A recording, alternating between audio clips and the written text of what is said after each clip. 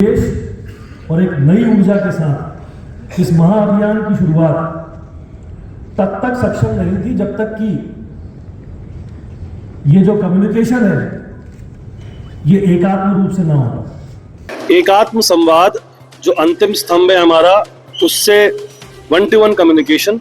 और सबसे महत्वपूर्ण बात कि इस बार जो हमारे प्रयास होंगे, इस बार जो हमारा परिश्रम होगा, वो कोरेक्स के समूल विनाश की ओर अग्रसर हो। इस हेतु आज ये पूरी बैठक रखी गई थी और इसमें सभी थानों के थाना प्रभारियों से लेकर अंतिम छोर तक का जो कांस्टेबल था, उनके साथ में इस विषय वस्तु पर संवाद हुआ।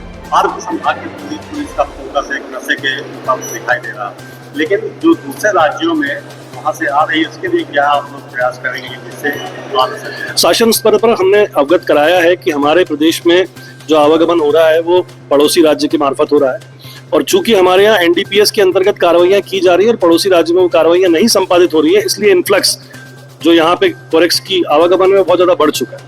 वरिष्ठ अधिकारियों से लेकर शासन को इस बारे में हम अवगत करा चुके हैं।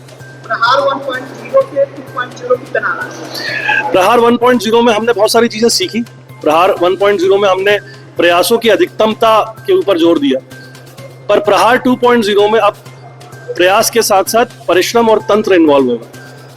प्रयास 2.0 में पहले हम प्रयास 1 में रक्षक थे, अब हम इस एंटी कोरेक्स कैंपेन के संरक्षक हैं और जन समाज के साथ में उनके कल्याण के लिए, उनके उत्थान के लिए और उनके जो भी आत्मसम्मान है उसके लिए हम पुलिस फोर्स पूरी तरह से प्रतिबद्ध हैं।